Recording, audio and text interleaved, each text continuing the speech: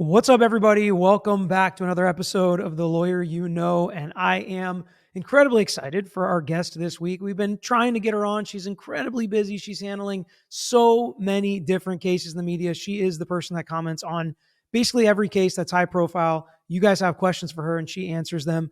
She has a podcast. She has a YouTube channel. She really doesn't need an introduction, but I am excited to have her on here today, specifically to talk about probably the most high profile case going on right now, maybe the most high profile case ever, with two of the biggest rappers and media moguls to have ever walked the face of the earth, and some very shocking and salacious allegations.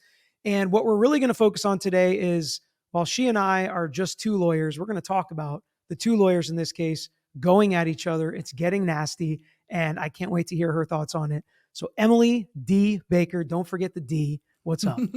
Can't forget the D, Peter. It's so good to see you. I always love having a conversation, and it's too infrequent that I get to do it anymore because I stream for an ungodly amount of time, and then people are like, "You're busy." I'm like, "I just wouldn't stop talking," is the truth. Yeah, well, I mean, it's always like I always think Wheezy F Baby when I think Emily D. Baker. It's like the same thing, Don't forget it. Don't forget the D. Don't forget the D. But yeah, I mean, these cases and just this world that we're in on YouTube. You tell me, okay? Because you've been doing it longer than I have, and you practice in LA. I didn't even mention former prosecutor in LA. So the world of celebrities, and you are much more in tune with what's going on in the celebrity world than I am. Do you feel like we are in the age where more legal headlines are happening with celebrities now than literally ever before? Because it's like OJ Simpson, it's like, wow, that was huge. Now it just feels like every week there's a new celebrity in the news and it's some kind of lawsuit, whether it's criminal or civil. There are so many of them, and the way litigation is being used has changed. And you always know that anyone can sue anyone for anything. And that's true when we're looking at civil complaints. And the thing that's so difficult with civil litigation headlines is everyone sees the headline. When these cases resolve 3 years or more later, no one sees the resolution. So sometimes there's a huge benefit in being the first to file that big salacious lawsuit and cover it. When the Tom Girardi lawsuit broke, and he's married to a Real Housewife of Beverly Hills, covering pop culture is my favorite. So many of the high profile cases are murder related. So when we get things in the civil realm, it's always interesting to cover. But the thing that broke that into the media was a really well written, salacious tidbit lawsuit saying, hey, I think Tom Girardi was taking money from clients. And by the way, his wife left him because the money is gone. And everybody's like, what? So that lawsuit, even though things were going on kind of under the radar, that one filing blew open the story that I've been covering with the Girardi stuff for 4 years because the criminal stuff is still ongoing. So yeah, when we get to these celebrity suits, you see the big salacious headlines, and then a couple of months later, they're not headlines anymore. And there's a new one that has replaced the headline and a new celebrity doing something. I'm sure Alec Baldwin is thrilled that we're all talking about P. Diddy and Jay-Z and no one's talking about Rust anymore. So it just keeps spiraling. Is Diddy happy that we're all talking about Blake Lively and Justin Baldoni? I don't know. It's at every turn of the headlines. Lawsuits are really what's driving the headlines so much when we're not in really the political sphere. It's all litigation right now. Yeah, I don't think P. Diddy's happy about much right now, if I had to guess. But That's probably true. And when we talk about complaints, and earlier today, you just streamed for hours and hours going through a bunch of different civil complaints. And it's funny to think about cases like Johnny Depp, for example, where when I came into the trial, I didn't read any of the complaints. I didn't know what was going on in that case. It was like, oh, wow, this is all exploding right now. And I practice civil litigation, so I file a lot of complaints and then try them at the end. And a lot of times my complaints line exactly up with what my trials are. But when you get into these like convoluted cases like this one that we're talking about now with the Jay-Z situation, specifically the civil complaint, if you're talking Baldoni and Lively, Johnny Depp, the complaints just seem so different than what actually goes to trial. So many claims go away, some new ones pop up, we've got some new defendants. And that's exactly kind of what happened in this case where Tony Buzbee, who is, I want to get your take on him, generally speaking, like, because he's always in the news. It sounds like he's got a lot of high profile cases suing people. He's also done criminal defense in LA in some high profile cases, which I want to talk about what some judges have said about him over there. And he's filing 20 plus lawsuits against P. Diddy all similar allegations of abuse, that kind of mere quasi Yep. criminal stuff that Diddy's going through over in New York. And he holds a press conference and basically tells people to come forward and says he's gotten thousands of calls. And then in a few of his complaints and in his press conferences, he teases other major celebrities. You're going to be shocked. Some of them Yep. have unnamed celebrities. And then he finally names one of the celebrities as Jay-Z, which a lot of people kind of guessed was going to happen. Were you surprised at Jay-Z being named as kind of the first, second defendant in those cases? I didn't spend a ton of time trying to figure out who was going to get named because Buzbee's like, we have hundreds of clients and thousands of phone calls. And I'm like, oh, it'll come up when it comes up because there's so many other cases going on. But once we saw that it was Jay-Z, what I was surprised about is how quickly it started to unravel that Jay-Z was the one who was suing Buzbee in California for extortion. And then that there was the Texas litigation where Buzbee is suing the law firm that Jay-Z is working with in Texas. So once they filed that amended complaint in California or in New York, it felt like everything just exploded. And then you're like, wait, Jay-Z's the John Doe plaintiff suing Buzbee in California. And wait, the law firms are suing each other, or Buzbee is suing Quinn Emanuel in Texas? What the heck is going on? And then I was like, what? So then I was invested. And then everybody's trying to figure out who female B is in the complaints. It's like celebrity A, celebrity B, who's a female celebrity. And I think in Jay-Z's filings, they alluded to it being Jennifer Lopez so much that everybody's like, well, obviously that's Jennifer Lopez based on everything in Jay-Z's filings, because his lawyers hit the ground, keyboards blazing in this lawsuit. They were ready to go, but we know that they were ready to go because they'd already filed the lawsuit in California for extortion. So they knew that this was coming well ahead of it actually being filed. Yeah, and there's a couple ways they know it's coming, right? Because Tony Buzbee sends out demand letters trying to mediate it without going through litigation. They file against Diddy with unnamed defendants. They obviously know at that point who the unnamed defendants are. And I mean, you mentioned so many things there that are just going to be the main topics of our conversation, which Yep. is how these lawyers are going after each other and how they have literally become part of this litigation. And it's kind of ironic, funny, not really haha, but funny, ironic that so many things they're accusing each other of, they're also doing in other areas and have been accused of doing in the past as well. So it's just kind of mind boggling to catch everybody up that maybe has been living under a rock and doesn't know what's Absolutely. going on here. Some of these allegations in this civil complaint against P. Diddy and Jay-Z specifically, which is what we're going to be focusing on, are just that this person ends up going to a party at Diddy's house.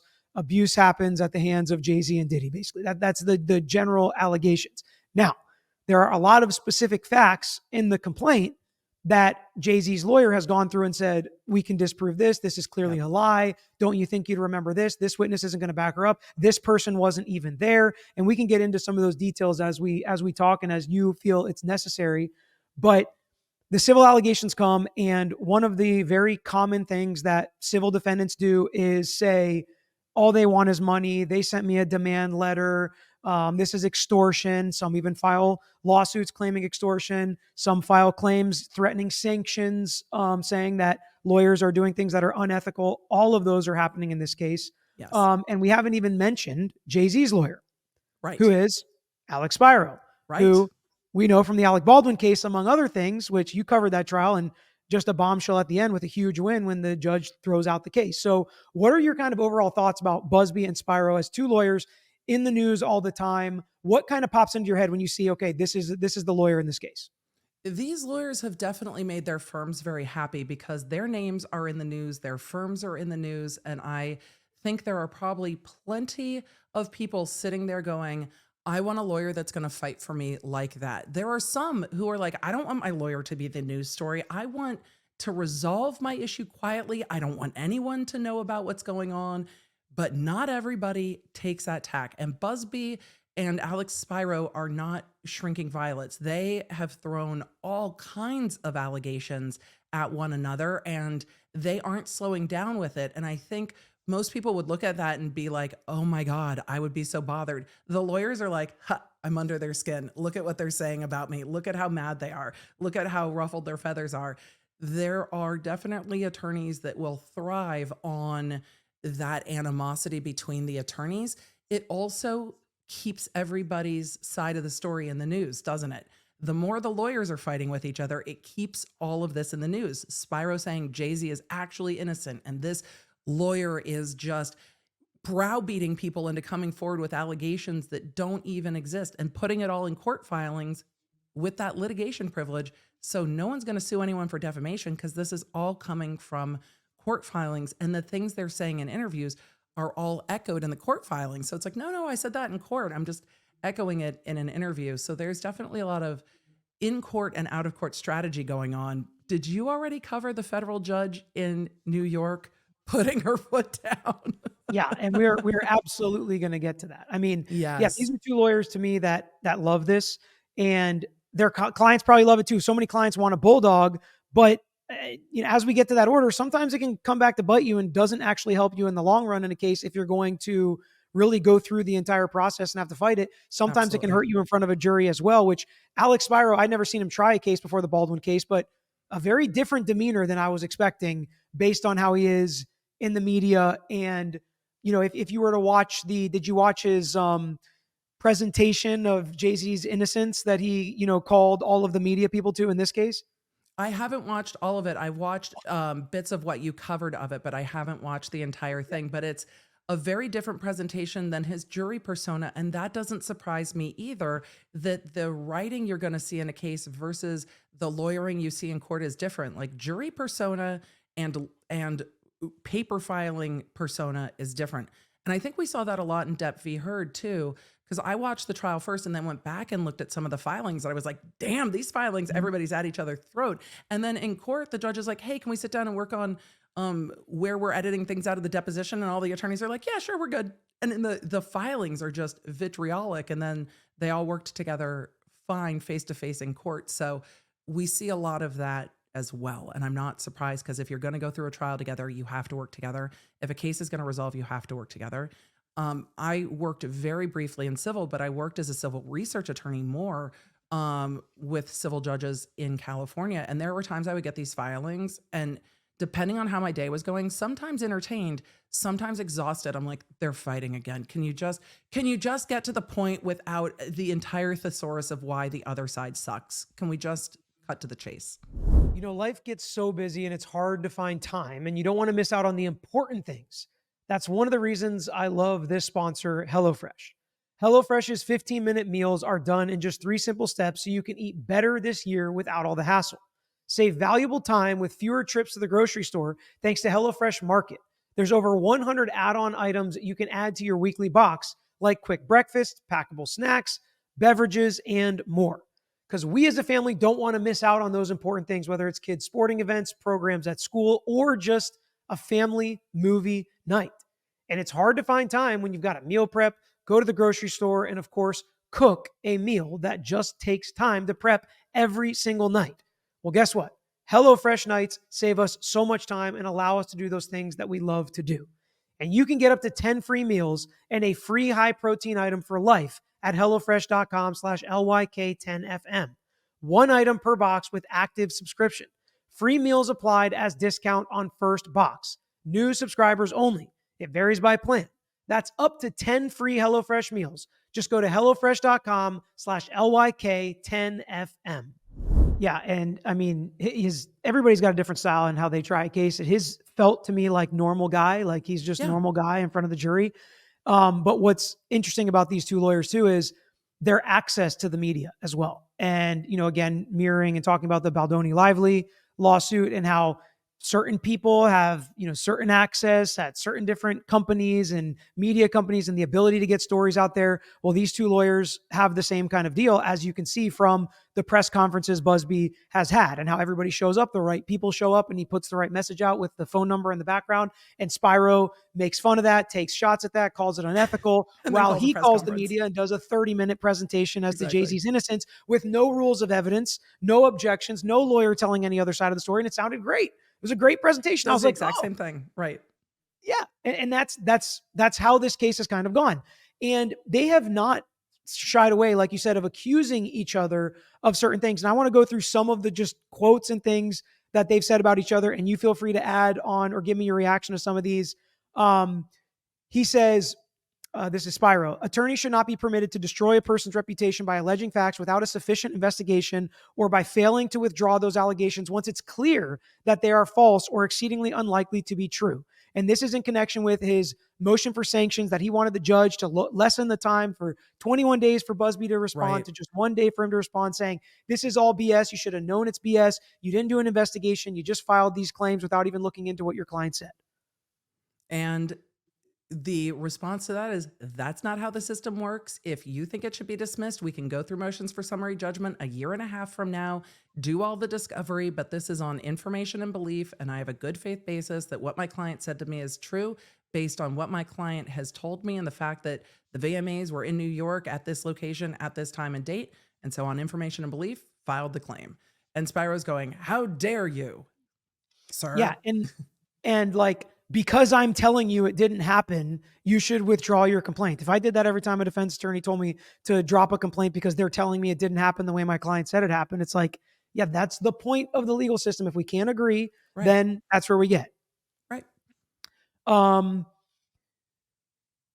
Buzbee fires back with each frantic filing, Mr. Spiro's teams reeks of desperation. Mr. Spiro and his team think the laws and the rules don't apply to them. They are flat wrong. They also think they can bully or intimidate counsel by filing meritless and frivolous pleadings full of lies and half-truths. And again, they're dead wrong. We won't be bullied or intimidated ever. You can almost hear the smile in his voice when he says that, like you said, just thriving at this. Like, come on, Quinn Emanuel. We're the little guy in this situation, and you are representing a big famous celebrity, and we are representing someone who has allegations of a horrific harm happening to them when they were a minor in light of everything else we've seen about Diddy. A lot of people are like, the amount of plaintiff suits with Diddy that are shockingly the same, not just from Buzbee, but from other plaintiffs too, is not insubstantial. And so I can understand where Jay-Z's lawyer is like, you can't just loop us into this. And Buzbee's like, you can't just tell us that we can't. My client says that he was there. This is what my client said happened. And this is what we are going with. So just because Spiro told the media, look, this is why it can't be true, doesn't mean it's just going to get withdrawn by the plaintiff's attorney. It's going to have to go through court process. It's not going to meet a motion to dismiss. That's going to have to get to summary judgment. And I know your audience knows the difference between the two, but summary judgment after discovery and down the road can pare down a filing, but it's not often that you see people win the entire case at summary judgment because you're just not at trial yet. And some things are for the trier of fact to determine. And even if you do go in at summary judgment, it doesn't mean you get to sue the lawyer and say that he did this frivolously and he knew he was lying and all this stuff, like, and you get to sanction him. Now, if you can prove, another allegation Spiro has thrown at Buzbee is he calls people, tells them, hey, why don't you say Jay-Z did this? Why don't you say P. Diddy did this? Or a client will call about a different case and he says, you want to jump on this bandwagon and we can get some money from Jay-Z and P. Diddy? Then sure, you got something there. That's totally unethical. You lose your bar license for that. You should be prosecuted for that. Like, that's fraud. You should absolutely get punished for that. But does he actually have that? And he put a lot of that in his filings. And again, we're going to get to what the judge said about that. He put a lot of it in his filings. And then Buzbee came back with, yeah, but you're going around offering people money to sue me. So you're saying that I'm telling people to come out, excuse me, Peter. You're telling people that I'm out here telling them to sue whoever and change their mind. And you're out here offering cash in hand to people to sue me. So aren't you doing what you're accusing me of doing and saying it's unethical? So literally, yes, we're getting a lot of but they're doing it too, but they can't be doing that allegations between the two of them. And frankly, a lot of what they're pointing the finger at is like, guys, don't do that. You know, if you're doing just don't do that. Don't do that at all. What are you doing? Offering people, I'll give you $1,000 today if you want to sue your former attorney. Just say he's your former attorney. Say he did this. Say he did that. Completely unethical. And I would hate to think that any plaintiff's law firm would get a phone call from someone with a complaint and saying, are you sure that Diddy wasn't there? Are you sure that you weren't at a Diddy party? Unfortunately, I've covered the wildest things with the lawyers from Murdaugh to Girardi and others that I can't say lawyers wouldn't do that, but lawyers shouldn't ever do that. And it's horrifying to think that somebody would. And that's what Spiro is saying, but that's what this guy's doing. And that's why he's brought so many cases with so many plaintiffs. And I will say the fact that there are so many cases and so many plaintiffs would make it more likely that something like that would happen, and it would be easier to pile on than if it was just one case or two cases where you have very specific facts. And like somebody comes and says Jay-Z, like somebody called me in my office and said Jay-Z did this to me, I would be like, okay, time I'm out. going to need a ton of evidence. Yes, exactly. Yeah, took the words right out of my mouth. Like, let's go through, what do you got? Because you don't just go after Jay. You don't take a shot at the king and miss, as they say. Yeah. But once you got 100 people saying P. Diddy did something, it's probably a lot easier to be like, P. Diddy do this to you too? And again, that would be unethical if that's what he did and he's pushing it on people. But he also has a hotline, thousands of people that he said called. And it's not, he didn't do that accidentally. That was purposeful for him to say thousands of people have called and we only have 200 cases, because that makes it sound like you're scrutinizing them and you're only picking the legitimate ones that you feel like you can prove. Yep. I hated seeing the way that there was backpedaling on, oh, well, our firm didn't vet this plaintiff, specifically regarding the Jay-Z plaintiff. Our firm didn't vet this plaintiff. Another firm brought it to us. I was like, what? Because in the press conference, it was, we have vetted all of these cases so carefully. And then Buzbee had to backpedal and say, well, actually with this plaintiff and all the lawyers representing representing Diddy, because all the other cases are Diddy, the Diddy lawyers have their hands so full with the criminal case that it's hard to then go after every single one of the civil plaintiffs' cases and say, is this one that wasn't vetted? Is this one that was vetted by another law firm? They've just come out blanketly and said these are people looking for a payday as to all the civil suits. Particularly the ones filed by Buzbee, though they've said it about all of the other civil suits that came before. Buzbee jumped in to file the fleet of civil suits, because there were, 4 or 5 civil suits before the Buzbee plaintiffs? Yeah, I think so. I don't remember the exact number, and it's kind of all gotten twisted. I don't even know what the Buzbee number's at this point, because I don't either. There's too many of them. And he continues to file them as people continue to call. And frankly, the more you have, the more leverage you have. I mean, that's just a fact. People might not like to hear that, but the more you have, the more leverage you have. It doesn't mean, it's also, once you have 20, 30, 40, it's like 41 is not going to make a big difference from 40. So do you really want to force it? Do you really want to press one that you don't think you can prove? Because then that hurts a lot of the other ones. If you start losing and you start saying this person's lying, now, especially people in the media and in the public are going to be like, well, are they all lying now? So you have to be really careful with that as a civil lawyer, even with a lot of different legitimate claims against somebody. Just a couple more things. Spiro said this is a what not to do guide for attorneys, and these allegations reveal troubling practices and demand scrutiny. Just saying that basically Buzbee's doing things that are unethical, and he accuses Buzbee of practicing law without a license because he didn't pro hoc into the states that some of these complaints are filed in, including the Jay-Z complaint. And what did you think of that, with Buzbee not even asking to pro hoc into New York as a Texas lawyer? So there's a couple different ways that you can look at this. Maybe, and I don't know why. Obviously you should do it before. I have pro hoc'd into a bunch of different states, and it's not hard. Like, they always say yes, unless you like do the paperwork wrong, and then they give you another chance and they'll still say yes. But the only thing I can think in my head, and this may be just giving him too much the benefit of the doubt, is he's doing X, Y, and Z and was going to do it and just hadn't done it yet. I don't know. What's interesting, what's more interesting about it than why he did it, which is a total mistake, and what I think is going to end up happening, is something that happened with Spiro back with Elon Musk in Texas. I think it was Elon Musk. Spiro represented somebody, I think Elon Musk, in a Texas defamation case. It may still be going on right now. And he represented Musk or somebody on that side at a deposition, and the other side filed for sanctions against him because he did not pro hoc into Texas to handle that case. And I think this just happened in like 23 or 24. Yeah. And he ended up where the judge just said, okay, pro hoc in, and everything's fine. And he pro hoc in and everything was fine. He didn't end up getting sanctions levied against him. And that's what I would expect to happen like this. If Buzbee really hasn't pro hoc in, the judge will probably be like, hey, you got to pro hoc in.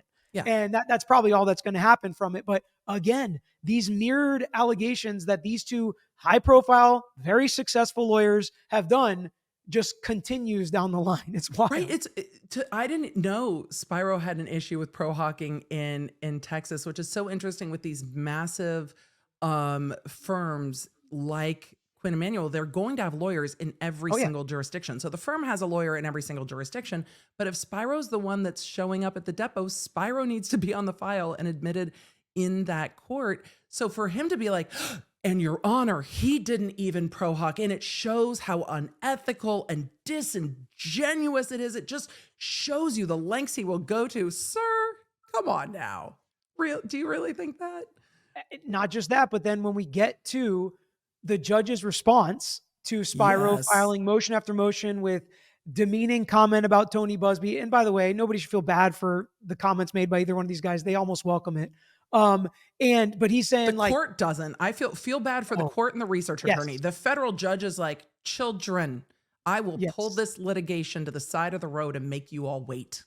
Exactly. Yeah. I mean, she is not interested. But in LA, I guess there was some high profile criminal case that Tony Buzbee was handling, and the judge reprimanded him on the record. I don't think he was sanctioned or anything for it, but in a totally separate case, in a totally separate jurisdiction, as a criminal defense lawyer, not even a plaintiff's, civil plaintiff's lawyer, Spiro like quotes and cites the case where that judge reprimanded Tony Buzbee to this federal judge in New York, as if it's going to make a difference in this case. Basically what he's trying to do is put up character evidence of Tony Buzbee, like, this is a bad guy, judge. And you know what bad guys do? They do bad things, judge. Don't let him pull the wool over your eyes, judge. Dismiss this case, judge. He's been reprimanded before, judge. These practices are unethical, judge. And why don't you summarize some of what the judge had to say? Every new year, people love to do these resolutions, but only 8% of people will stick with their resolutions all year long. Instead, I like to set goals. And with our sponsor for today's episode, Acorns, you can lock in years and years of healthy money habits in just 5 minutes. That's all the time it takes to open your account and start automatically saving and investing your money so it has a chance to grow. Acorns makes it so easy, and it's automatic, the saving and investing of your money, so it has a chance to grow for you, your kids, and your retirement. You don't need to be an expert. Acorns will recommend a diversified portfolio that fits you and your money goals. And you don't need to be rich, which is great. Acorns lets you invest with spare money you've got right now, even if it's just $5 or less.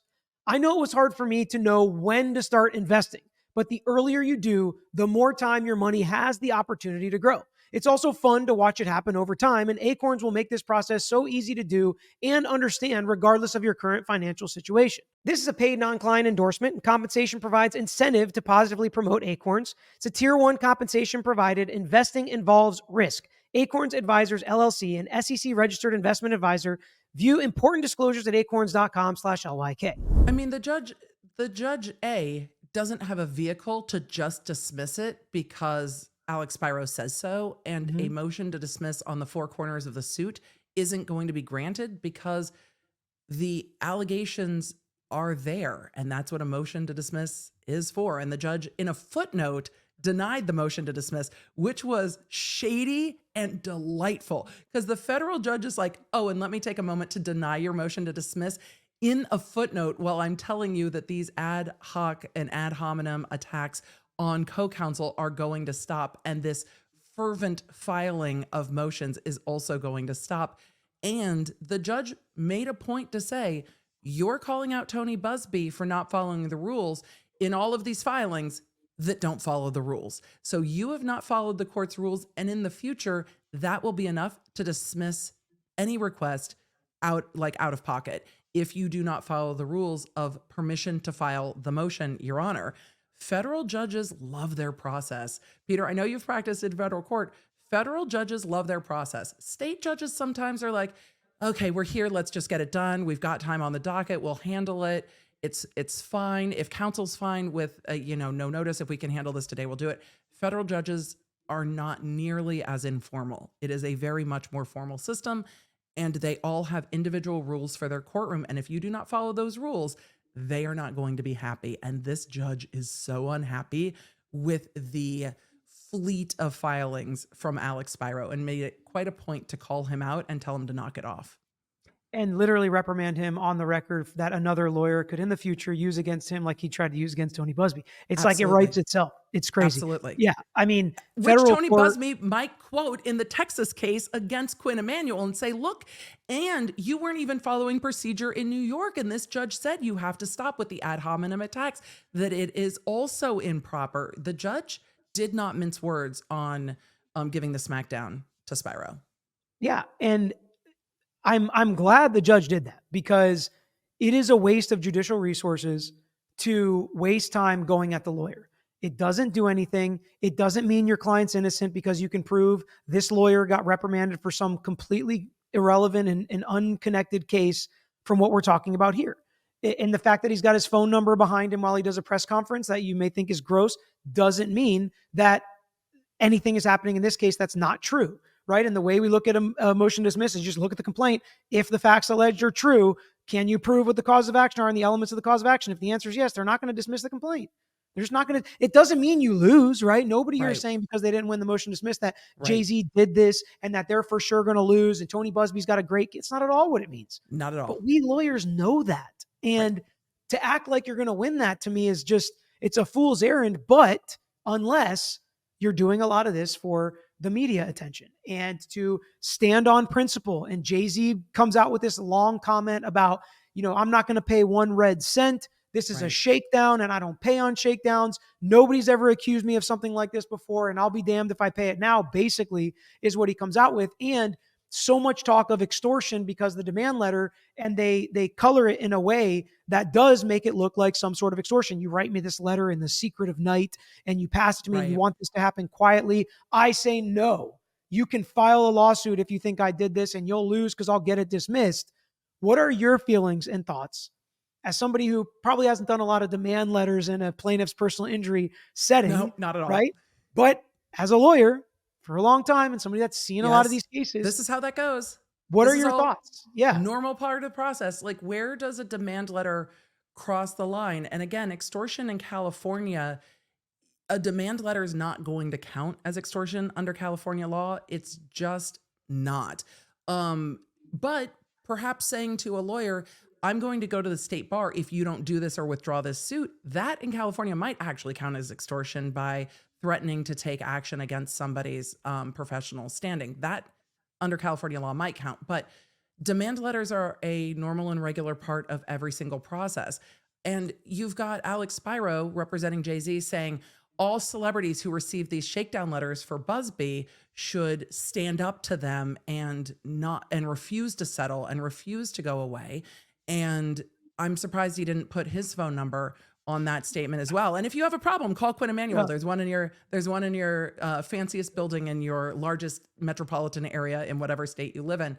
And so they're doing the same thing. Hey, celebrities, don't subject yourself to these shakedowns. Don't give in. Don't negotiate. Stand your ground. How is that different than Tony Buzbee saying, if any of this happened to you while you were at any of these parties, don't be silent. Diddy's behind bars. We are bringing the truth to light. Call us. We've got your back. It's the same thing on two different sides of the coin, but a demand letter is a demand letter. Notice no one's published the demand letter. It's never been attached to anything. We've never seen the language of the demand letter because it probably is, I have a client that's saying XYZ. I imagine that your client wants to settle this outside of the public eye. We should probably have a conversation about what that looks like. And that might not be looking for money. That might be, is your client willing to confirm the claims against P. Diddy and to support our client's claim against P. Diddy? It might not be a give us money. It might be a we'd sure love to have you on our side. So Jay-Z is saying this is all about the money, but that's what Diddy's lawyers have said every step of the way in his cases as well. And Spiro's bringing this to the court with his hair on fire saying, Your Honor, this is urgent. This is urgent. And you notice that federal judge does not treat this as urgent the way some of the motions are getting docketed in the criminal case, because in the criminal case, some of those things can be more time sensitive and more urgent. In the civil case, the judge is like, sit down and wait your turn. Like, you're not jumping the line of all the other civil cases. This isn't that urgent and groundbreaking. And demand letters are simply that. Hey, would you like to settle this before we file it? It happens all the time. I mean, it's essentially what a cease and desist is. Hey, knock it off or we'll sue you. Would you like to talk to us? Would you like to knock it off? Great, then we won't sue you.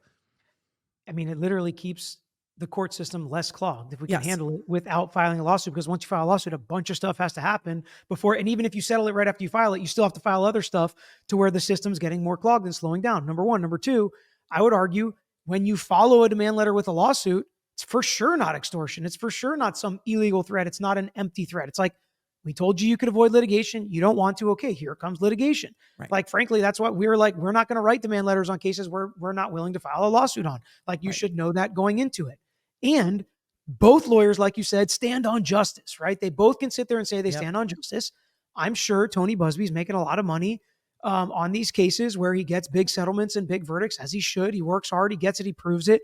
But you know who else makes money?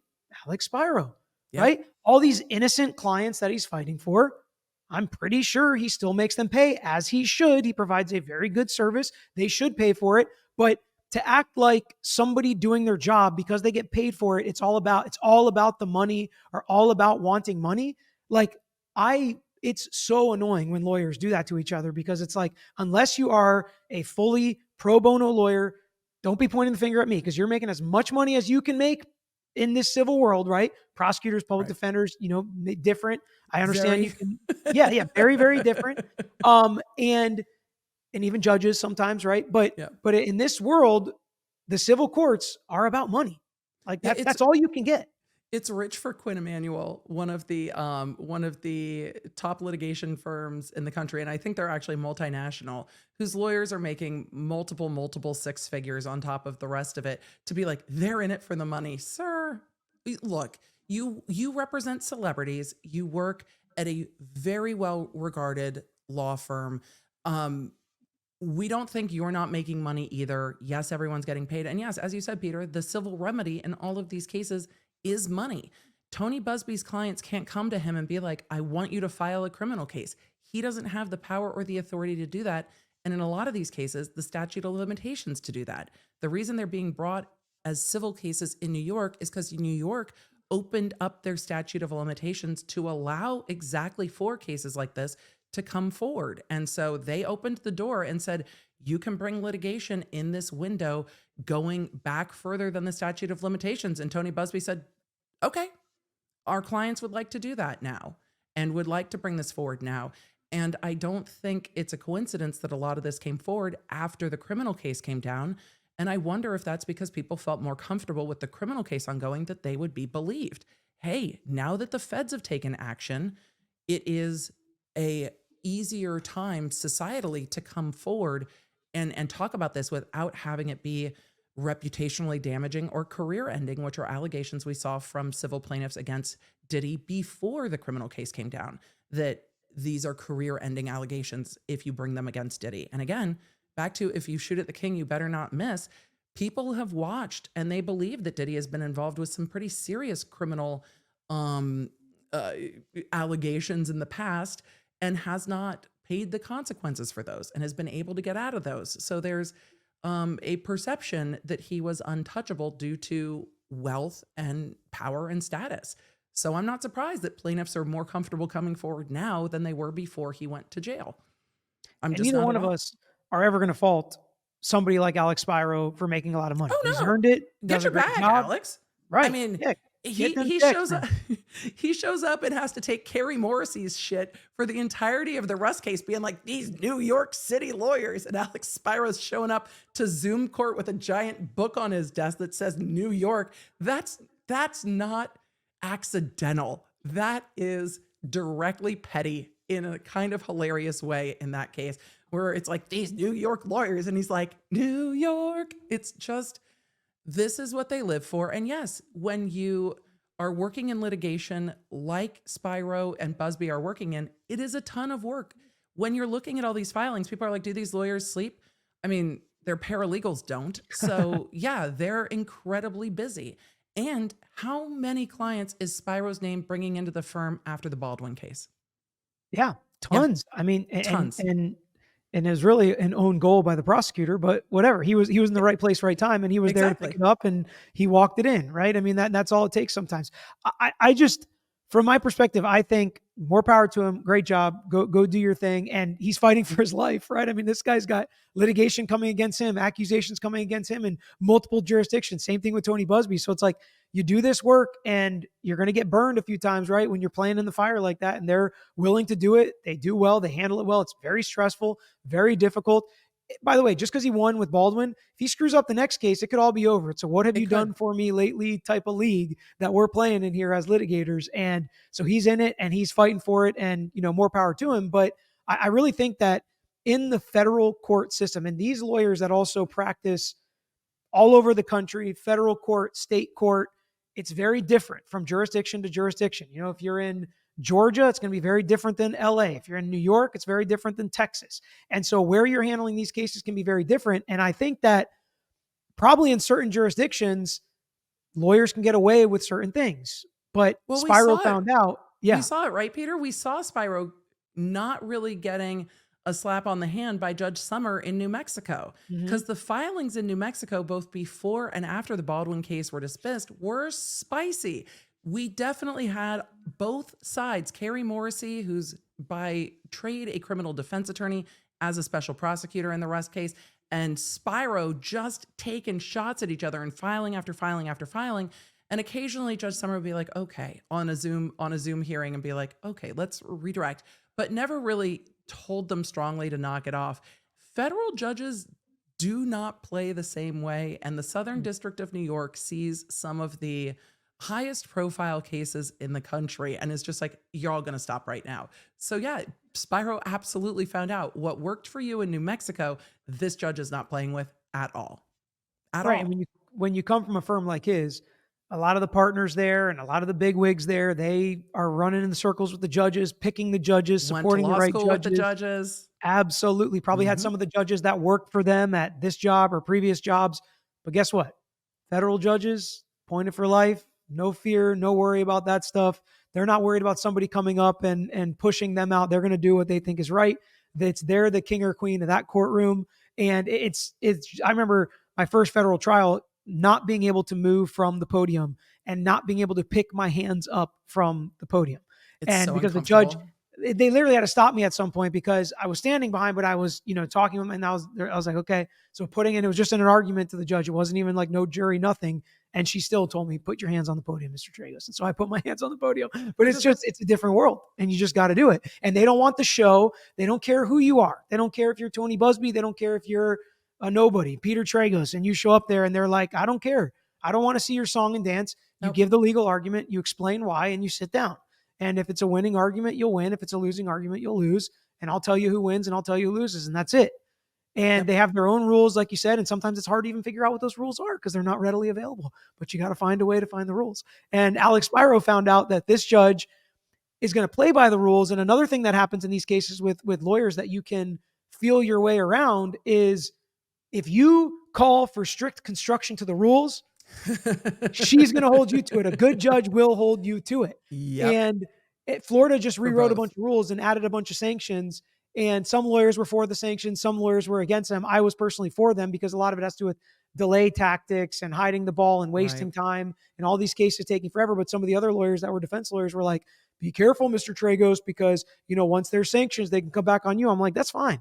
That's fine. You're like, we're not the ones delaying things. My client can't afford to delay them. Yours can. Miserable. That's why I'm fine with it. Yeah, I'm the one pushing the judge half the time. Yep. Like, the judge ain't going to push me. I wish they would once in a while. It'd be great. But it is true. Like, you ask to be stuck to the rules, you better be careful because you're going to be held to them as well. And that's something you got to worry about. Our last sponsor dealt with saving and investing money, but sometimes that can be impossible to even start if you're in debt.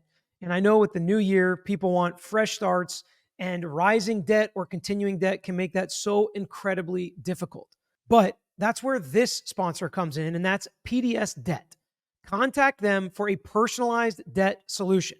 If you're making payments every month on your debt and your balances aren't going down, PDS has solutions for you.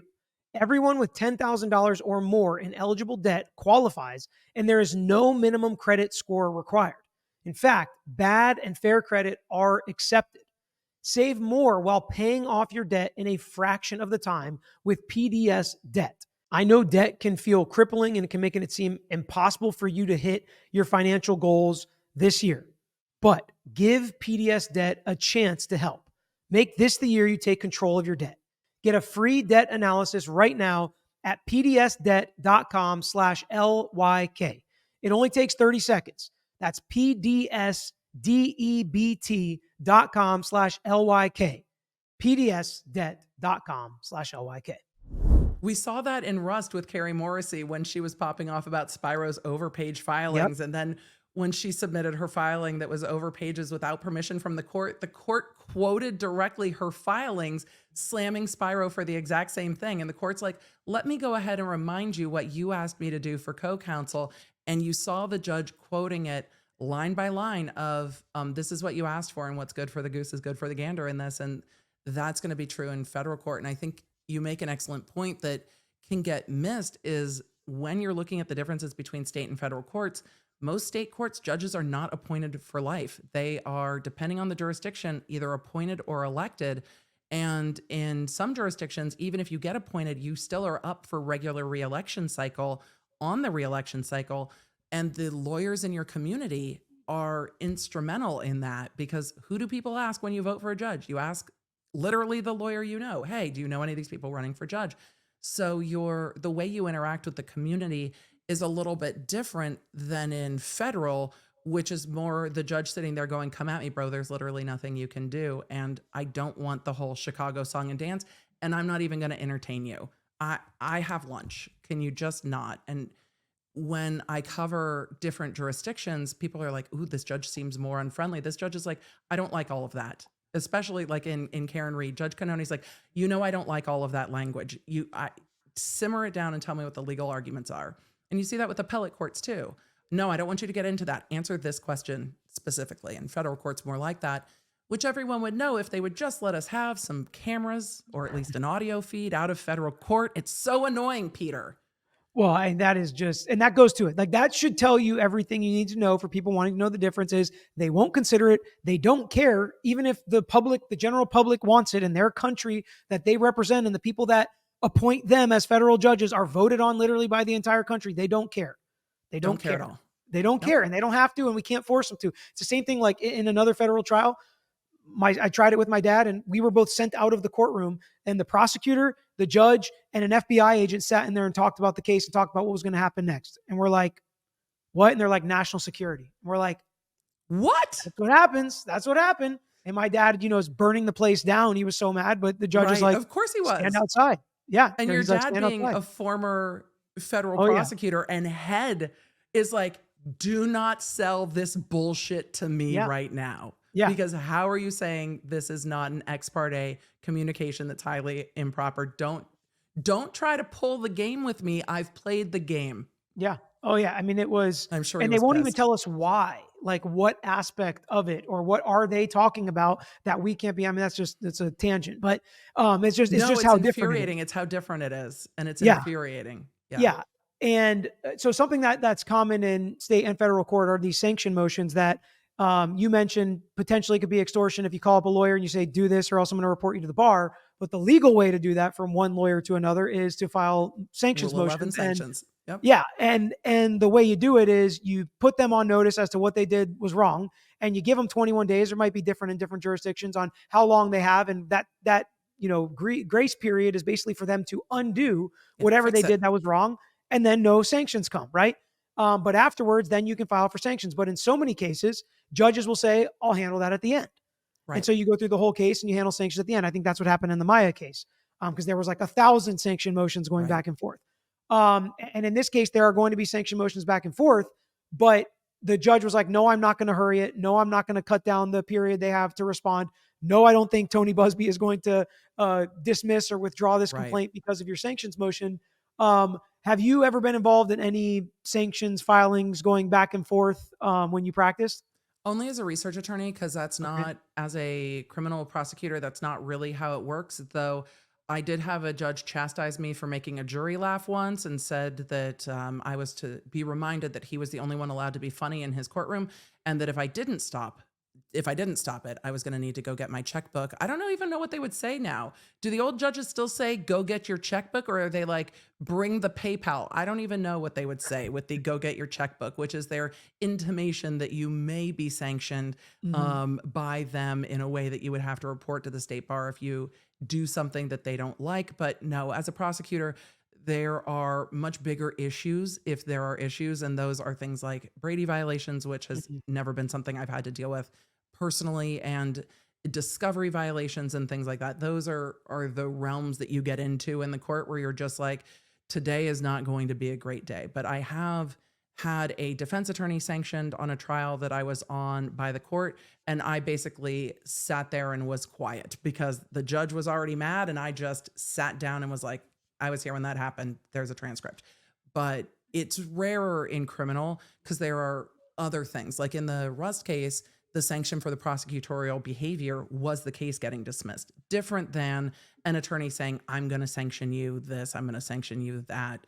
Mhm. Different. Yeah, we've had some, similar but different than this. Just like because you filed this lawsuit's a lie. Sanctions, withdraw the lawsuit, which we never have, and we've literally never even lost a case where that's happened on. Like literally never. They've always ended up paying, which just makes my skin crawl to be like, why are you doing this? Why are you wasting this time to try to, like, literally what Buzbee is saying, like try to bully lawyers into being, afraid of their bar license getting suspended or paying thousands of dollars or being reprimanded by the court or whatever it may be that you're accusing them of doing. I've only filed a motion for sanctions twice. One time I got chastised by the judge saying, we don't do that to each other. I feel like I was like 100% right. It was like a stupid third-party subpoena for documents that we don't do that to each other, but maybe we should, Your Honor. Maybe this would stop if we did. Yeah, and the other lawyer like very purposely didn't put me on notice, but the witness was friendly to us, called me, whatever. It was like very obvious, but whatever. The second one we actually won, and it was like the 15th time a humongous corporation just didn't turn over documents. They would file objections. We would file a motion to compel. We'd show up for the hearing, and the literal night before the hearing, they would turn over all the documents. And after like the third time, the judge is like, I'm sanctioning you. And they had to write us a check out of their law firm for that.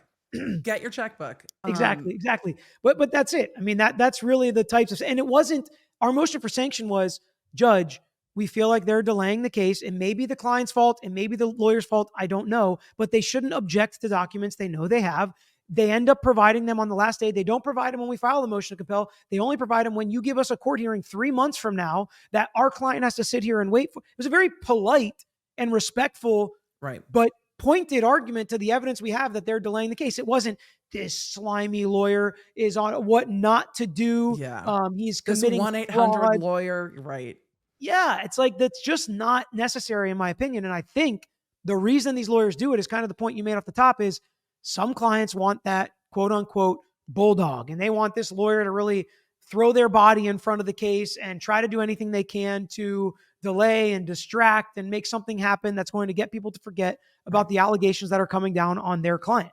And there's a place for sanctions. And when you're talking about a plaintiff in an injury case having to wait out a corporation to turn over documents, sometimes those large defendants, this might be shocking, I'm being sarcastic, don't care about having you wait it out. They're waiting for you to just go away. They prefer to wait it out. Yes, they want you to just go away. They don't care. It doesn't hurt them at all to force you to wait it out. Who it hurts is the plaintiff in that situation. I think in the cases I've covered recently, Spiro's sanction request against Morrissey for all of the filings after the dismissal, I was looking at the judge going, you know what? If there was ever a restrained sanctions motion that I can get behind, it is the cost to respond to some of these ridiculous filings at the end after the case was dismissed that don't really have a strong basis in law at all and just seem to be getting frivolous at this point.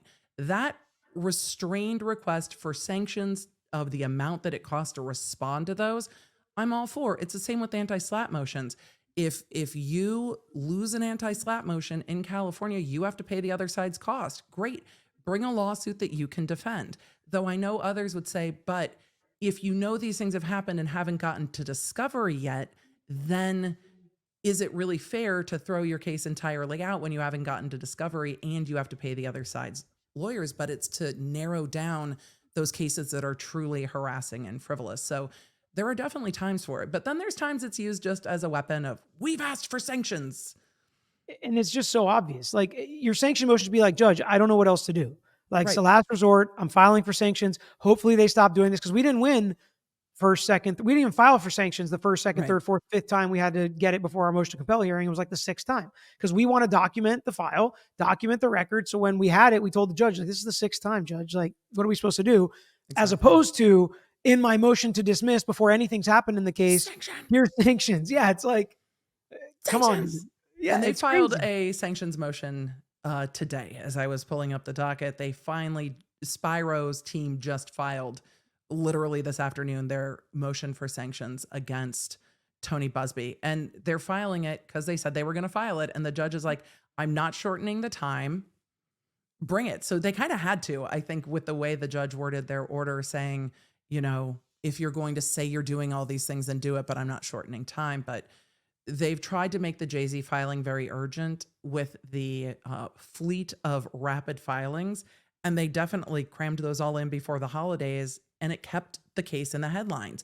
Jay-Z's fighting this. Jay-Z's lawyer says he's innocent on this. It kept it in the cycle, and practicing civil law in this way, there is very much of a media savviness that's required, and we see that in some of these filings, even when the judges don't appreciate it.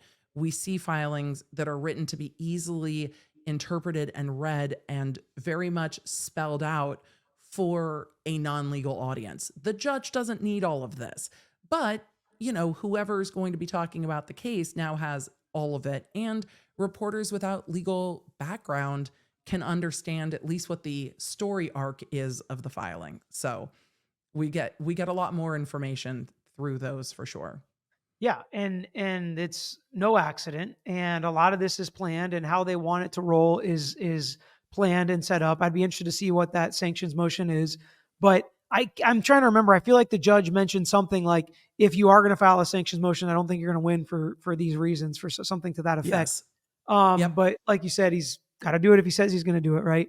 I don't think that's going to be the last sanctions motion filed in this case.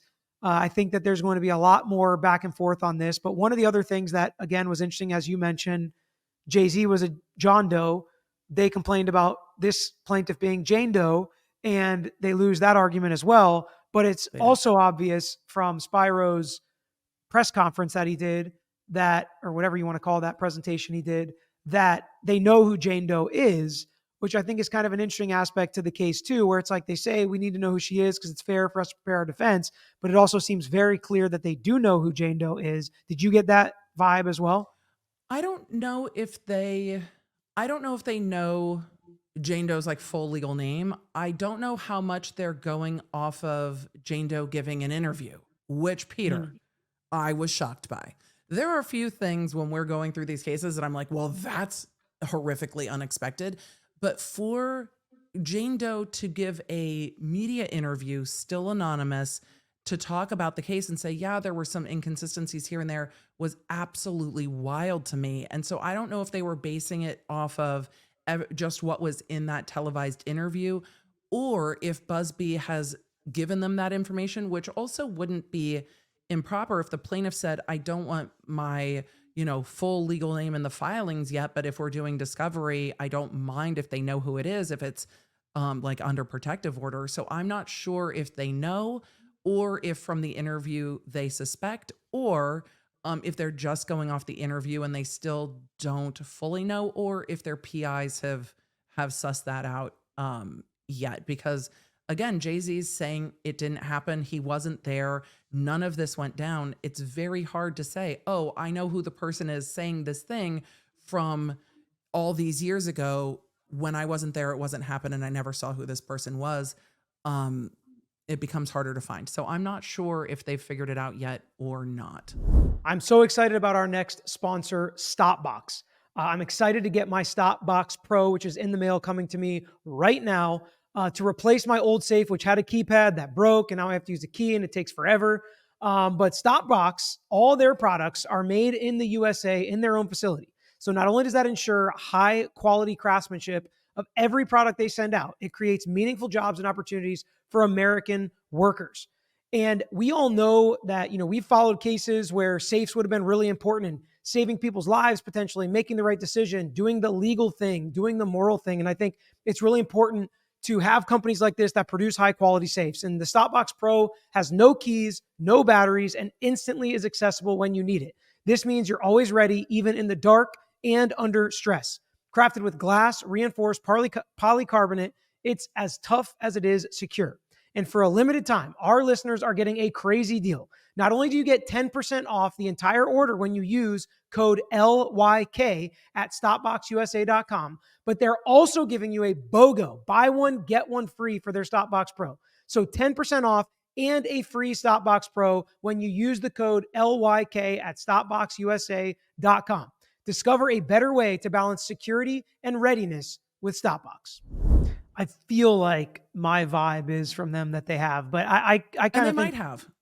What you mentioned, I think, is what the judge will eventually do is give the defendants the name under protective order so it won't be public. I think that's probably the right decision eventually, just to make sure they can prepare their defense, get witnesses that maybe were with this person all those years ago and say, no, they weren't there, or, whatever, just for them to be able to do their actual job to defend Jay-Z appropriately, not just because they think Tony Buzbee's a bad guy, but on the actual facts of the case, which if you listen to Spiro, and that's one of the things that's something to me is, I thought it was a really good PowerPoint presentation. And usually it should be. If nobody's over there calling you out, objecting to it, you just have your time to shine.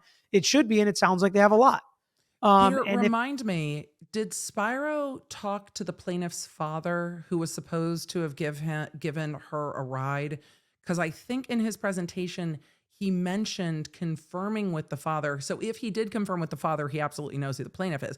But confirming with like the father and a friend that they have no memory of this, in which case they would have found out who she was through those conversations. Because I think he said that they actually confirmed that the father didn't remember ever giving her a ride. So I don't know if that was confirmed to their law firm or from media reports, but yeah, I believe he said that. I am positive that he mentioned the dad didn't remember, and this would be something you remembered if this happened to your daughter and you had a multiple hour drive that you had to go pick her up and drive her home. I don't remember specifically if he said he spoke to the father. Right. But that could be there. I remember there were clues in the presentation that made me think, and that might have been one of them. But it seems like they have a lot and that they are incredibly confident. But I will also say, I don't know if you covered the Deshaun Watson situation at all. Tony Buzbee, also the plaintiff's lawyer there. And Rusty Hardin was the defense attorney. I don't know if that name rings a bell, but he's also defended a bunch of people civilly. Yeah. And I saw it mentioned in Spiro's filing in California in the extortion filing when Jay-Z was a John Doe in California. I saw it mentioned. This is football related, correct? Yeah. Right. So he's a quarterback, and a lot of women alleged he was inappropriate and in like a massage type of way. Like he would reach out to them on Instagram, tell them to come give him a massage, and would abuse them when they came and gave him a massage. Maybe abuse is maybe not giving you the right vibes, but like he would pull the towel off or rub up against them or, be totally inappropriate. Not there for an actual massage. So a lot of allegations like that. Grand jury denied twice the opportunity to indict him in Texas, but Buzbee brought multiple lawsuits. Buzbee said, we're never going to settle. This is about justice. Deshaun Watson said, I'm never going to settle. I didn't do any of this. I'm going to clear my name. And guess what happened? They all settled. So, the league investigated and cleared him and found... I don't remember if they cleared him. I actually don't remember what it was because I know he was suspended for a long time, but conduct unbecoming or embarrassing the shield and whatever, that's like the vague language they use. They definitely didn't say that they found that he abused these women or anything like that. That I can remember. But yeah, he was suspended for, I think, an entire season. But yeah, and Buzbee said, we're working with law enforcement, we're working with the league, everybody's sharing information. It was this whole thing. And again, using the media and public as a high profile lawyer to leverage the bad publicity. Do you want your name dragged through the mud, especially at the end when you settle and you're still able to say, I admitted nothing. It was just cheaper to settle than it was to keep going. I wanted this behind me and my family. Whatever it is you're going to say, to me, when you get this loud in the beginning, sometimes it can end up worse for you at the end.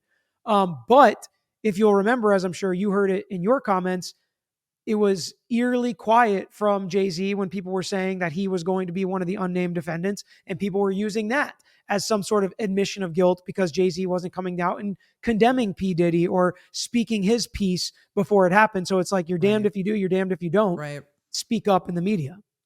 And I don't know. I don't know. Not a ton of people have come forward and said much about P. Diddy. We haven't seen many, we've seen a lot of silence.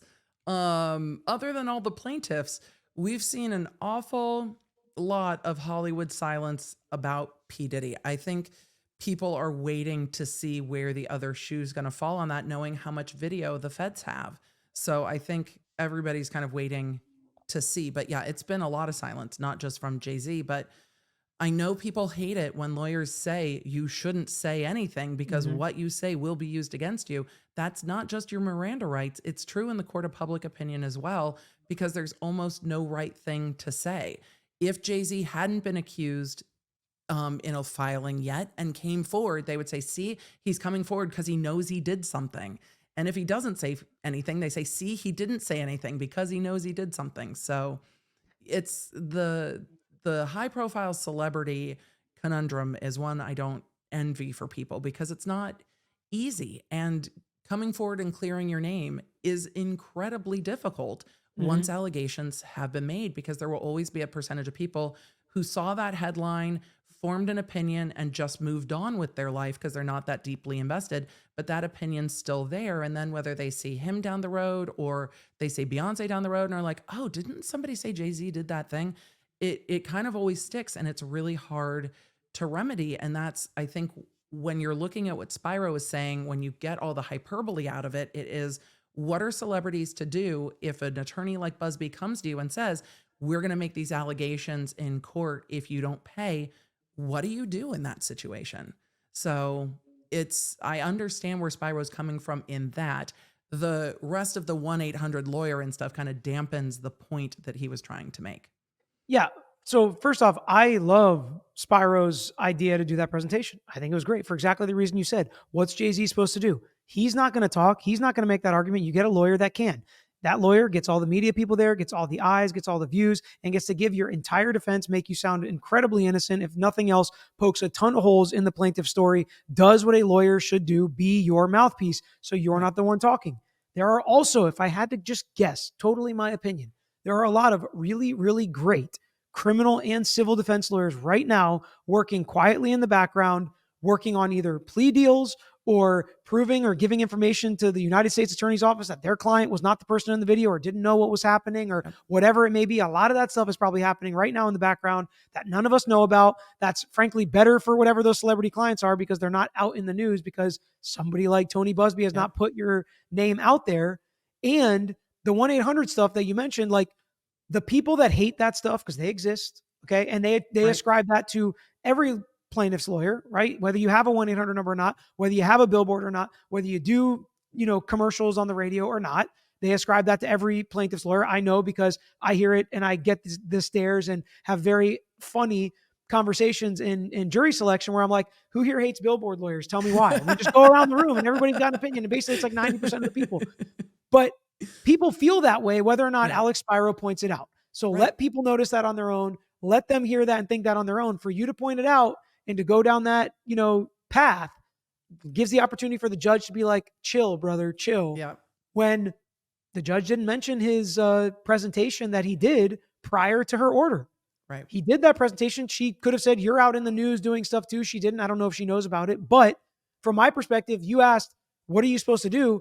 I think that's a pretty good option. It's an expensive Absolutely. option, but it's a It pretty good is, option. and it's an expensive option. And when Spiro's taking shots at Buzbee with the 1-800 lawyer, you're going to get a percentage of people who are just like, well, Buzbee's the little guy. Look at the Mm. celebrity lawyer taking shots and punching down at the little guy. Now, I don't think Buzbee's the little guy, but I think when you're looking at who's the high profile celebrity lawyer, I think Buzbee will lean into, yep, in this case, I'm absolutely the little guy. Look at me, my law firm. We're not Quinn Emanuel. And he's going to lean in to all of that perception and say, yep, we're here fighting for victims. They're fighting for celebrities and making fun of us and name calling us. And I will not be deterred and I will not be bullied. And the lawyer tactics are going to continue, I think, to be very loud in these cases. Well, maybe not in the federal one so much now that the judge Yeah. has had a say. Maybe the headlines have been had, everybody's had their press conference, and maybe it'll go back to litigation as normal. But then we don't have any way to really follow along other than the filings. And I think lawyers are cognizant of that as well. When you're in federal court, there's no way to really follow along other than filings unless you go and sit in court. And the benches are horribly uncomfortable. They really just are. Federal court is not made for comfort. Yeah, and I did want to ask you about that real quick here before we finish, because I know you went to some of the Diddy stuff, so I want to talk about that for a second. But I don't know how Buzbee could play the little guy. I The know stuff he posts he's in like not, his but house and his stuff is like, yep. wow. I'm pretty sure he's a bigger big guy than Alex Spiro, if I had to guess. But he's gonna lean. But can you see him leaning in? Like, 100%. Every I'm plaintiff's just a lawyer. Texas plaintiff lawyer. Oh They're yeah, the big fancy New York City lawyers, 100%, and and especially his somebody's gonna be client. like, "Sir, you've got a little mustard on your tie." He's like, "That's intentional." Exactly. Oh yeah, yeah, no doubt about it. And he's one of those that I won't be bullied. And he's former military, and he's got these two guys. I'll just say they're ready for this.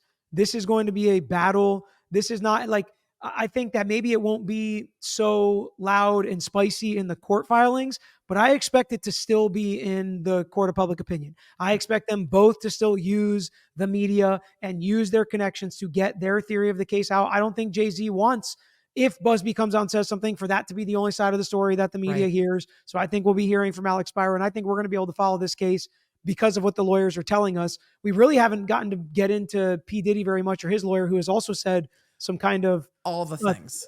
it's like I don't really understand his plan. He doesn't seem to have quite the same media plan that Tony Buzbee and Alex Spiro have for discussing his client's case and how he discusses like the baby oil and stuff like that. But Oh my goodness, maybe he bought it on discount or whatever. Like maybe he it's shops just, at Costco. and maybe he shops at Costco. Have you, Peter? Have you've seen drug cases where this is the argument, right? They're just buying in bulk. It's not for Yeah. distribution. It's the same exact argument. I was like, really? Maybe they shop at Costco? And then the entire internet going, well, actually, Costco doesn't even sell baby oil. And Costco came out and said, we don't. Costco's like, you will not drag our name into this. Costco came out and said, we don't buy baby oil. When brands are getting involved in criminal indictments and defending their name and reputation, it's wild to me. But yes, the P. Diddy's lawyers have been consistent, but they also asked for multiple gag orders. So I think they've been mindful about not being in the media too much because they've asked for multiple gag orders, because they want all of this to simmer down and not talk about Diddy. And they want to keep their digs in the filings where it's a bit more controlled. And that seems to be what they've been trying to do. But yeah, they gave a presser after the arraignment in federal court and said the same thing they said in court, which is, the victim one is looking for a payday, was looking for a payday. We denied the payday. Then there was a civil lawsuit. Then it settled. That wasn't enough. And now we've got the criminal filing, as if the U.S. Attorney's Office is just complicit in all of this. The U.S. Attorney's Office, and we took cases at the LADA's office that the U.S. Attorney's Office didn't want because they didn't have, several signed confessions and an apology on video and what have you. When the feds choose to take cases, they choose to take cases with a incredible amount of evidence. They have a very high win rate for a reason, because what they choose to take is very, very narrowed down of the amount of cases they could take. State prosecutors can take other stuff. Other stuff just doesn't fit into their filing guidelines. They take the big fish cases with a lot of evidence. So it's interesting to me that Diddy's lawyers are like, oh, and then the feds just did something. The feds never just do anything. They have terabytes of video, sir.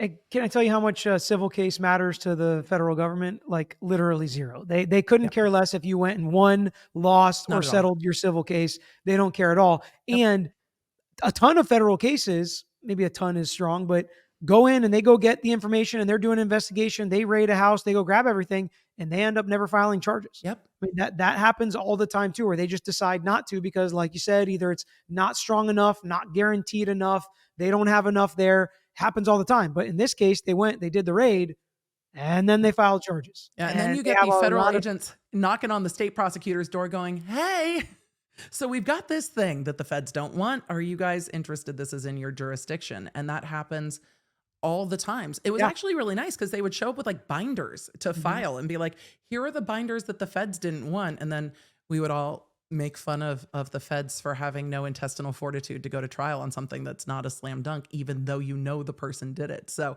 it was, there's always state and federal. I don't think the feds give a shit, but the state prosecutors are always like, oh, those feds. Yeah.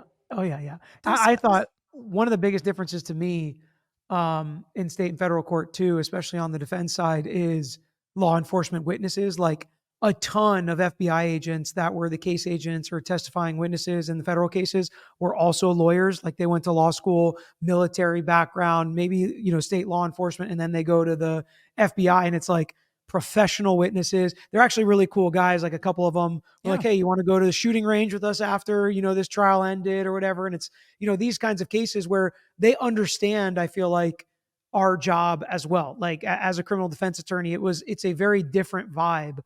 Now it's also easier to be a very gracious winner when you win almost every time. Right. But even me and my dad won a big Medicare fraud case in federal court, and they were just as nice in that case as well.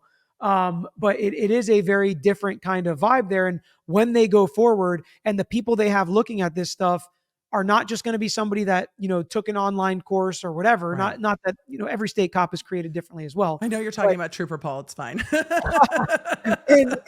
But when you go to this level, and these are the people looking into the Diddy case, it's usually not good for you. So Yeah. I think it's interesting you brought up that the fact that Diddy's lawyers are doing these gag orders and stuff, because I think there's a lot against Diddy. It's not the same thing as one civil complaint No. against Jay-Z for all the stuff P. Diddy is dealing with and why you might want the gag order. And then to juxtaposition that to Luigi Mangione in the United Health case, same law firm that's representing Diddy, and there's cameras in a New York courtroom, and there's stuff happening in the media on that case. Yeah. In a state courtroom. Right. Not, But still, but still, people say still. that doesn't happen in New York. I don't know. I don't practice in New York, but people And say, there it is.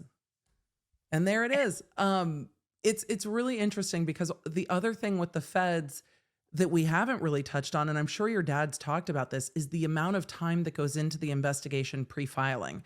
They are not taking cases that are urgent versus state level prosecutors. If, you know, there was a homicide over the weekend, that case is coming in for filing sometimes within 48 hours of the crime if they have the person in custody, and that case needs to be filed because that person's in custody and we need to get to an arraignment, and the case is still ongoing as the clock starts for prosecution. And you are dealing with an entirely different timeline where the feds are like, yeah, no, we're going to investigate for 1.5 years or more before we even file this, before we even go and arrest anybody. We're not arresting somebody till this case is practically ready for trial. And it's also part of why their win rate is so high, but it also is what's so difficult for federal defendants is the feds and the AUSAs have been working this case for 1 year or more.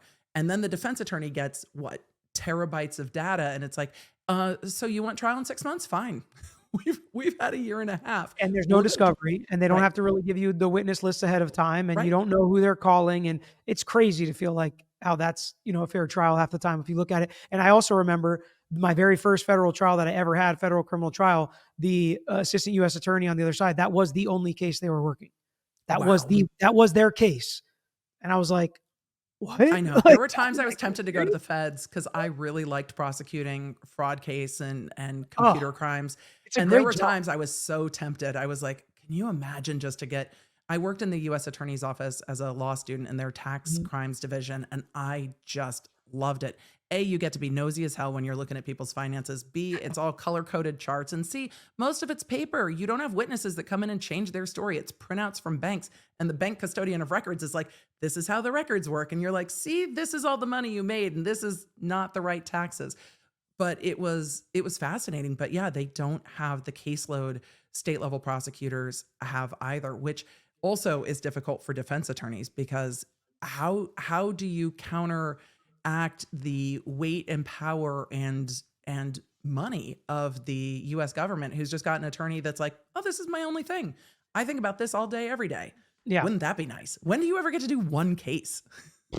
That would be amazing. I mean, you don't counteract it. Right. And it's sad, but like you look at the world and how things work, the most well-to-do and wealthy defendants have the best chance. It is what it is, because not only are the lawyers expensive, but then the stuff we tell them, like, if we do X, Y, and Z, that's going to help us. X, Right. Y, and Z costs a lot of money. Do you want to do X, Y, and Z? And if you have the money to do it and you do it, it gives us a much better chance of winning, or at least preparing a defense, or at least getting in there before charges are filed, getting you a lesser charge, getting you a better deal, whatever it may be. Or like the last case I tried in federal court, the very last case, which was years ago, we went to trial, lost, won the appeal. Went to trial a second time, lost, won the appeal. When we were That's about to go to trial the exhausting. third time, the federal judge threw the case out because the FBI destroyed evidence, and she said she could not believe him. She did not believe him to be an honest witness on the stand anymore about how he first ended up getting the information on the case, and reprimanded Wow. him publicly and then threw out the case. So, and the guy got extradited to the country he came from, the defendant. That was part of the agreement or whatever, Wow. all charges dropped and everything. It's Yeah. just like, and that, like, think about how much money that is, Yeah. right? You got Yeah. two trials, two appeals, and paid for a third trial where the case ended up getting thrown out. Now, if you have money, totally worth it. Case went away. But But and I've talked about this a little bit with some of the media interviews that came out in the Karen Reed case about the amount of money on a mhm, retrial, and you put all your energy and all of your money into that first trial with a team of expensive lawyers, and they're probably not paying as much for the experts as they would because of the weird circumstance of a federal investigation that went on alongside it, and the feds hired those witnesses to do it. So Karen Reed didn't have to pay for the accident reconstructionist other than probably the time to testify and travel. But to pay for that level of defense, and then to have to do it again is substantial. And though Diddy has fuck you money, someone like Karen Reed has money, but not Diddy money. I mean, Diddy money is different than it's most like, defendants. Same with Jay-Z. It's different than most defendants. It becomes on the feds level of whatever the cost, just spend it, hire the lawyers you need, have a full team.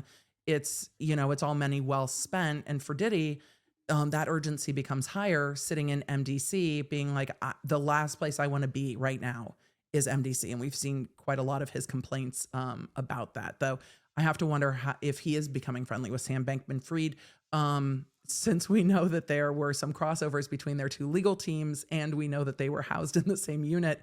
I've got questions, but crazy.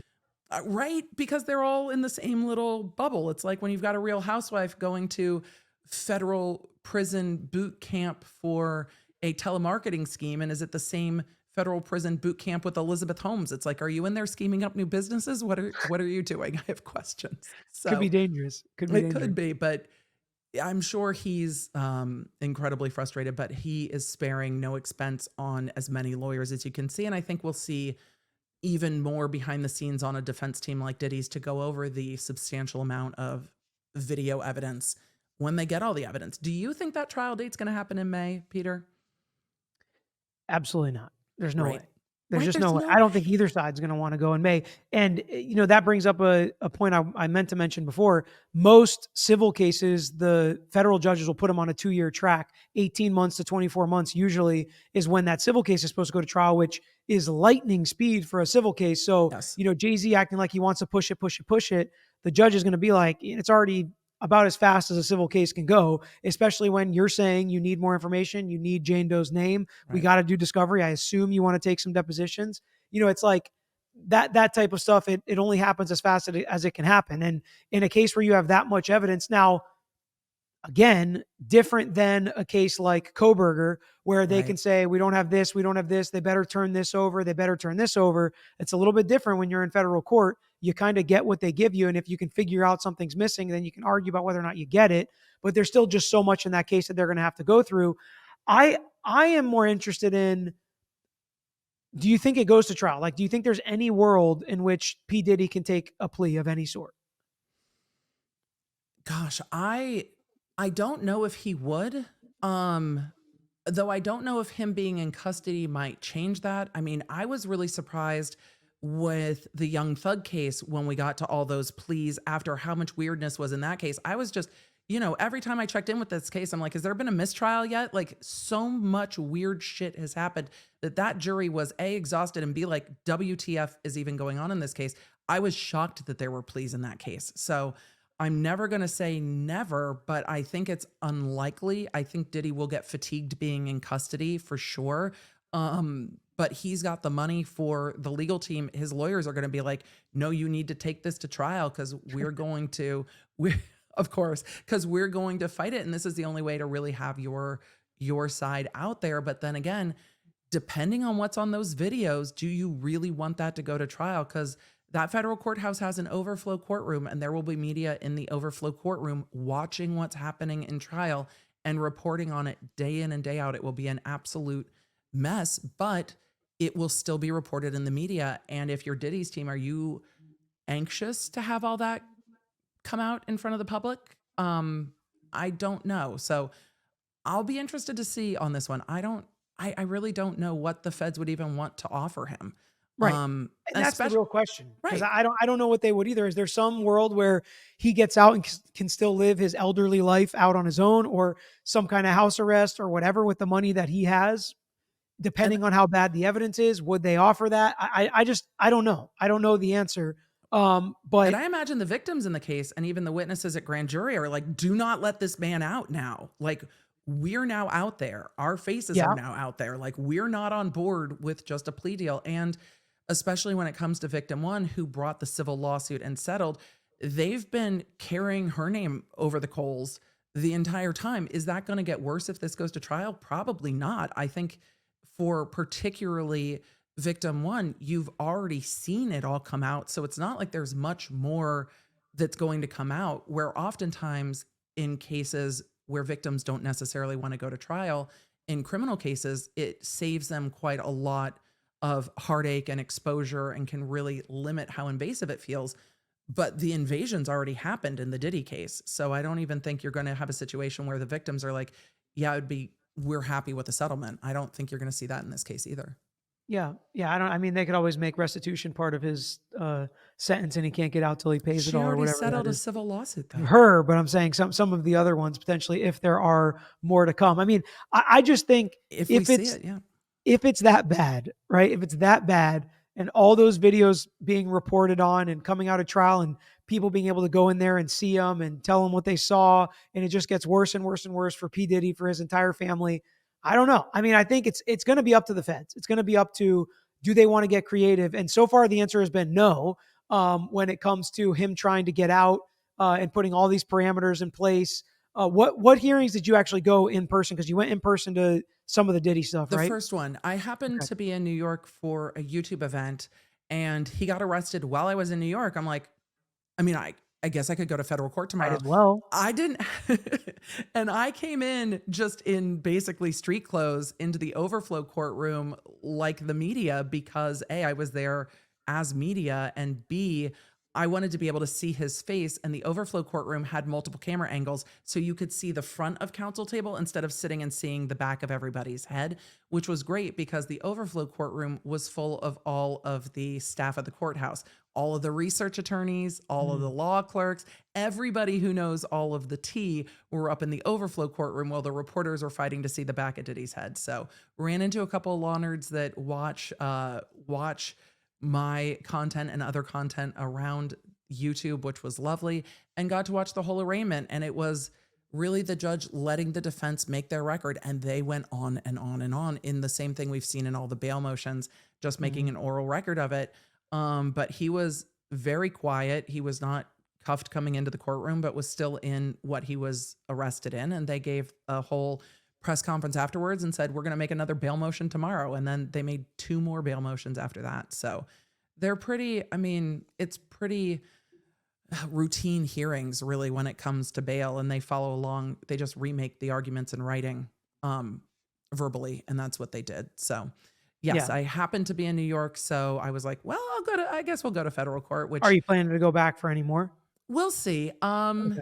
It's not, federal court is not easy. Traveling away from family is not easy. I really love getting to do this, but Mhm. I never say never, but if it's in May, definitely not, because there are other trials that I Yeah. will be covering. So Yeah. I the mean, Corey this year is Richards going to be case will be going crazy. on. Yeah, It's going to be a crazy year. uh-huh. Uh-huh. It's I gonna be a couldn't very imagine busy how year. what I don't even know what you're looking like. I'm thinking about doing an hour or two at night for all these, and I'm like, oh, I couldn't imagine sitting there thinking I'm about to do 8 hours after 8 hours after 8 hours of these trials like you do. But I mean, there's just some of these cases are going to get continued. Maybe some of them get pled out, but I think there's going to be multiple big trials this year, whether it's Richens, Koberger, Reed, Yep. Adelson. Like Yep. I think multiple of those are going to happen this year, and you're going to be covering them. It's The gonna be last, busy. yeah, You went down to Boone, didn't you, I did. for I went to. sentencing? I was gonna go to the trial, and it just finished so quick that I didn't even. I was planning on going on a Monday, and it finished. They stayed late, and it finished on a Friday. Oh my So I god, went every for time the judge sentencing. was like, "You guys have another 2 hours?" I'm like, "No!" Yes, I know. I was like, dang, that's state court. Um, Longest but court days ever. yeah, I went to the sentencing. It was interesting.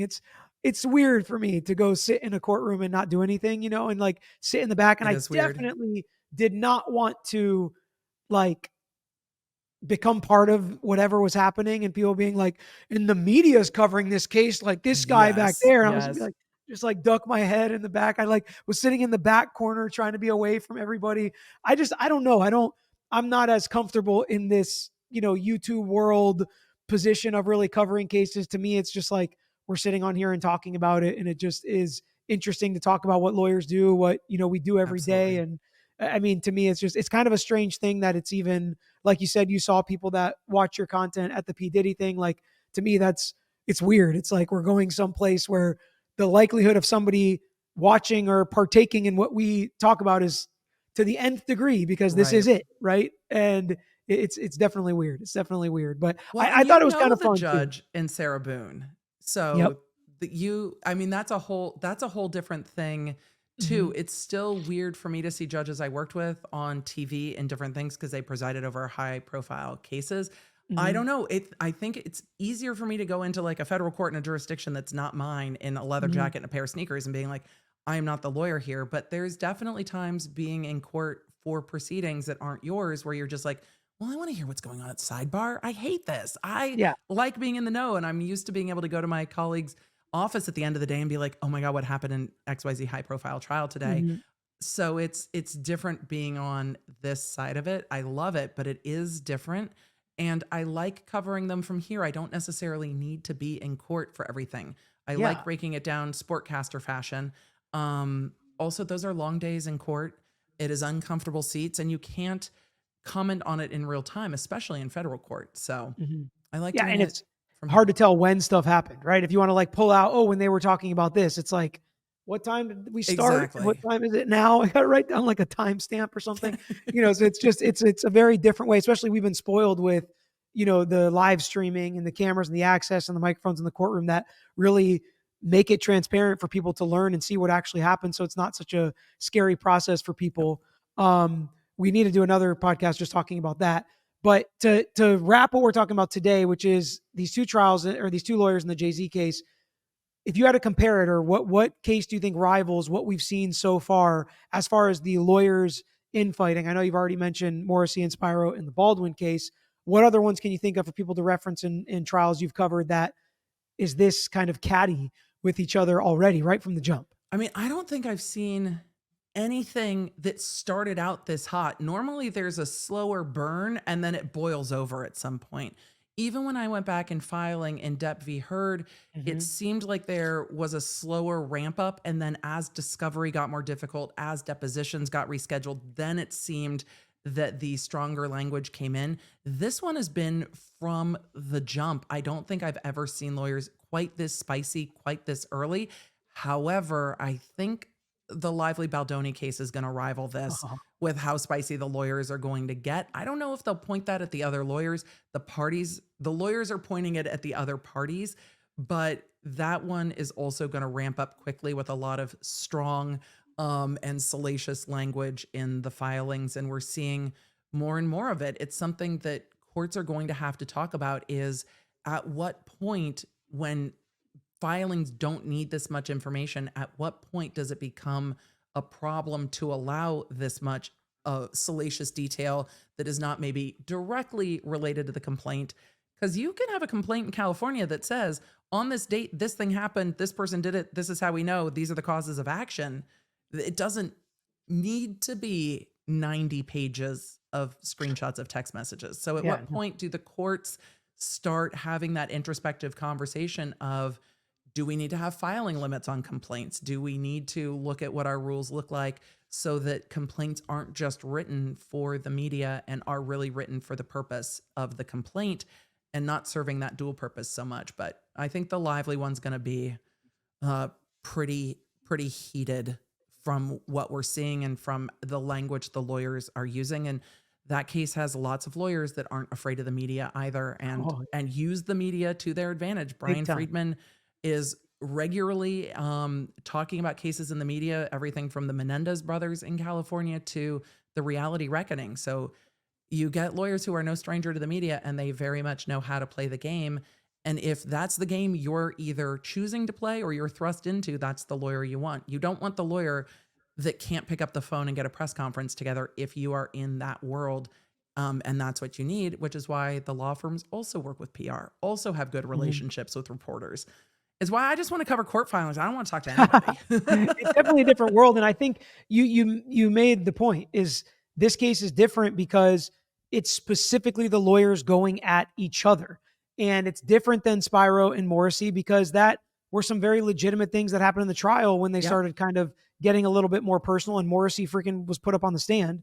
It's different than she chose it. She wasn't put up on the stand. She chose crazy. She chose that, and every Spiro too was like, "Whoa, time out! This is a terrible idea." And even the judge is like, "No." Yeah, like, are you sure you want to do this? In Depp v. Heard, it was like professional sarcasm, is what it felt like to me. In Snark. Like the Karen Reed case, it was all about that case and what was going on in that case. This is just all over the place, just personal attacks, dragging names through mud, pointing out other things just to make them look bad. It's like the generally bad guy rule that happens in a lot of criminal cases, but with the lawyers at each other. And I mean, actually, maybe Maya is. And I didn't cover Maya super closely, but these lawyers have gone to direct mudslinging at each other. And this is not in front of a jury outrage of, how are these witnesses coming in here saying this? It's not that. It's very pointed and dredging up like, well, Your Honor, this judge chastised this lawyer in this case in a different jurisdiction. It's very different the way it's playing out here. So were the lawyers doing that in Maya as well? Yeah, well, they were going at each other a bit. They would make underhanded comments like they're doing things unethical, but there was just thousands of sanction motions basically, and lawyers' wives were going on social media and saying certain things about, each side, and under their normal names. And then lawyers were writing people on Reddit saying, "Thank you, go find other stuff. We know this is just 6 people from a bus stop." Like there was just like all sorts of stuff that came out with the lawyers, probably not as directly as this case, just kind of mano y mano. It was more firm, and now there's infighting between the plaintiffs' lawyers. I mean, just these lawyers, man. Lawyers just everybody's got to relax. We're so used to fighting, and what we do for a living is fighting all the time, litigation lawyers, that like sometimes we got to realize everything is not a fight. Let's just pick our battles is what we really need to do. Civil litigation, man, is not civil at all. The criminal bar tends to be a lot smaller.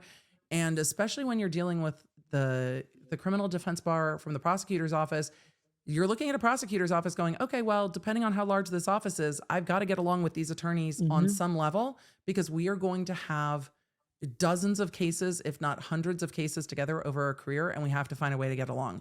In civil, sometimes you may never cross paths with those attorneys again, and people are much more willing to throw down. It doesn't go well in criminal, and then you're also dealing with offices versus offices, which is different than dealing with a multitude of law firms. But criminal does not ramp up that way, the way that civil does. Civil gets unhinged quick. Yeah. Oh yeah. My dad has always said that. And so many criminal defense attorneys in local areas were former prosecutors. So many judges were former prosecutors. So it doesn't bode well really when you do that. And it can blow up in your face quick. But yeah, my dad has literally always said that. I try to stay out of it. Like most of the time, things are fine. Or if lawyers try to bully you and you just, doesn't bother you, then it kind of Yeah. goes away and it doesn't really make a difference. So it's been okay for the most part for me. The most annoying thing to me, my biggest gripe and complaint is just the delays. They Right. want to delay. They want everything to take forever, like you mentioned in the beginning, because it sucks for my client when they do that. But so that's really what we're fighting against more than anything else as far as, unethical behavior or mudslinging. But speaking of two lawyers that are throwing sanctions back and forth and not being very nice, I am so happy you came on, and it was very nice for you to come on. And I'm so glad we were able to hang out for a little bit and talk. There's so many cases. We talked about a lot of cases here, which was We fun. did. Hopefully we're able to do it again in some form or fashion, whether it be on a live stream or another podcast at some point. But we'll link all of your stuff in our description Of as if course, it's needed. always. I'm sure everybody listening and watching already follows and subscribes to your pages. If you don't, go check it out.